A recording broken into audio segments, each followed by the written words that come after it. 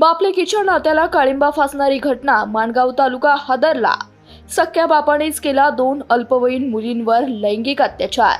बापलेकीच्या नात्याला काळिंबा फासणारी घटना रायगड जिल्ह्यातील माणगाव तालुक्यामध्ये घडली आहे. सख्या बापानेच आपल्या पोटच्या 2 मुलीवर बलात्कार केल्याची धक्कादायक घटना समोर आली असून या प्रकरणी मुलीच्या आईने आपल्या नराधम पती विरोधात तक्रार दाखल केली आहे.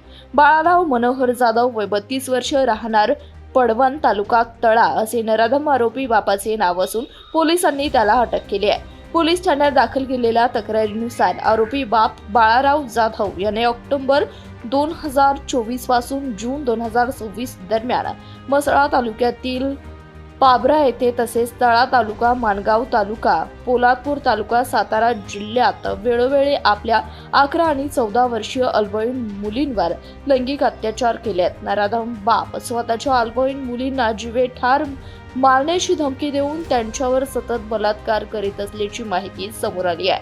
आरोपी नराधम बापाविरोधात भारतीय न्याय संहिता कलमांतर्गत बलात्कार व बालकाचे लैंगिक अत्याचारापासून संरक्षण कायद्याअंतर्गत पॉक्सो गुन्हा दाखल करण्यात आला असून माणगाव उपविभागीय पोलीस अधिकारी पवार व पोलीस निरीक्षक संजय बांगर यांच्या मार्गदर्शनाखाली पोलीस उपनिरीक्षक सागर पवार व सहाय्यक पोलीस उपनिरीक्षक सचिन निमकर या संपूर्ण गुन्ह्याचा अधिक तपास करीत आहेत.